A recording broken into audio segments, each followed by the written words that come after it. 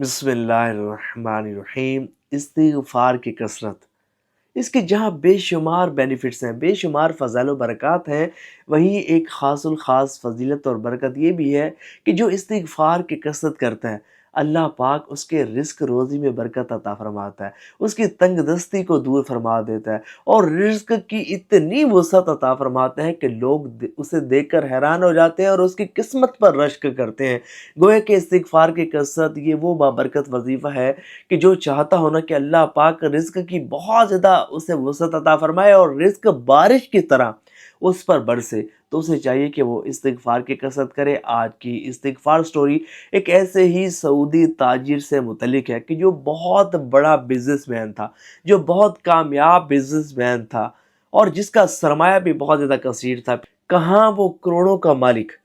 اور کہاں وہ قرض دار ہو گیا، اس کی زندگی کیسے کولیپس ہو کر رہ گئی، اس کا کاروبار کیسے کولیپس ہو کر رہ گیا، پھر کیسے اسے استغفار کا وظیفہ ملا، کیسے وہ حضور کی بارگاہ میں حاضر ہوا، کیسے اس کی غیبی مدد ہوئی اور استغفار پڑھنے کا حکم ارشاد فرمایا گیا، پھر کیسے اس نے استغفار کی کثرت کی۔ جب استغفار کی کثرت کی پھر اللہ پاک نے اسے کتنا نوازا، اس کے رزق کی کیسے اسے وسعت نصیب ہوئی، رزق کی کتنی اسے برکت نصیب ہوئی، سنیں گے، سن کر آپ کا ایمان تازہ ہو جائے گا۔ اور آج میں آپ کو خوشخبری بھی سنا دوں کہ یکم مئی سے استغفار کا ایک بہت بڑا اور عظیم الشان 21 روزہ عمل کروایا جا رہا ہے، اور اس عمل کی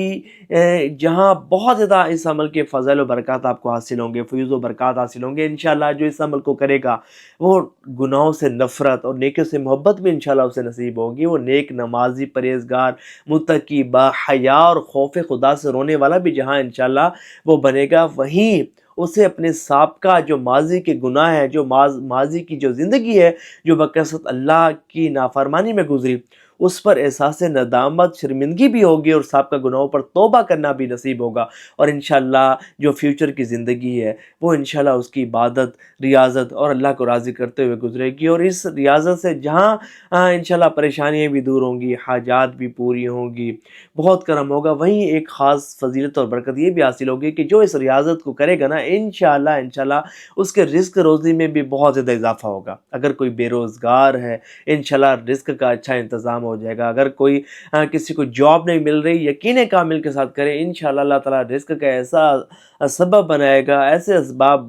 بننا شروع ہو جائیں گے کہ آپ حیران ہوں گے کہ اور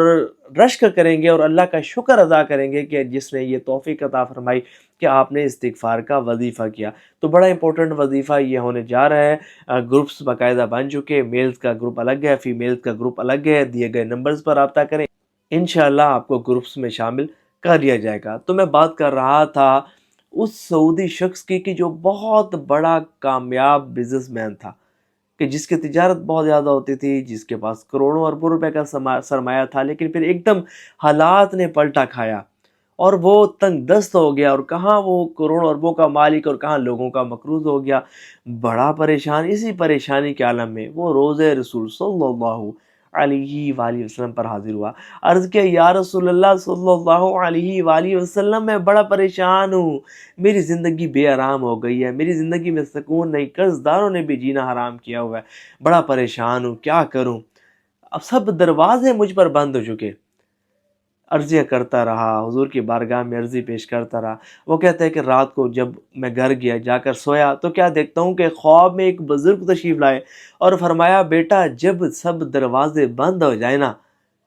تو استغفار کا وظیفہ پڑھنا شروع کر دیا کرو۔ جب سب دروازے بند ہو جائیں، جب سب امیدیں ٹوٹ جائیں، جب ہر طرف سے نا امید ہو چکو نا، تو استغفار کی کثرت کیا کرو۔ یہ وہ بابرکت وظیفہ ہے کہ جو بند دروازے کھول دیتا ہے، اور بندہ پریشانیوں اور مصیبتوں سے بہت جلد نجات حاصل کرتا ہے، حاجات بھی پوری ہوتی ہیں۔ تو صبح جب وہ بیدار ہوا نا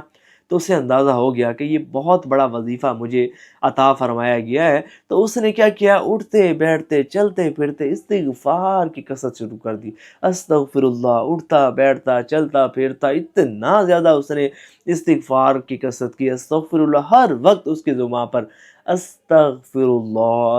اللہ ربی من کل ذنب واتوب الیہ، اس طرح کے الفاظ ہوتے، اور وہ کثرت سے اللہ کی بارگاہ میں استغفار کیا کرتا تھا۔ پھر جب اس نے اتنے زیادہ کثرت سے استغفار کیا، یقین کامل کے ساتھ استغفار کیا، برکات کیا ملی؟ برکات اسے یہ ملی کہ ایک جگہ نا اس نے انویسٹمنٹ کی ہوئی تھی، سرمایہ لگایا ہوا تھا، وہاں سے اسے امید بھی نہیں تھی، اور ایک دم وہاں سے ایک بہت اچھی مقدار میں اور بڑی اچھی تعداد میں نفع اسے نصیب ہوا۔ پھر ایک کرم یہ ہوا کہ ایک انٹرنیشنل کمپنی نے اسے اپنے ساتھ کاروبار میں شراکت داری کی آفر کی، جسے اس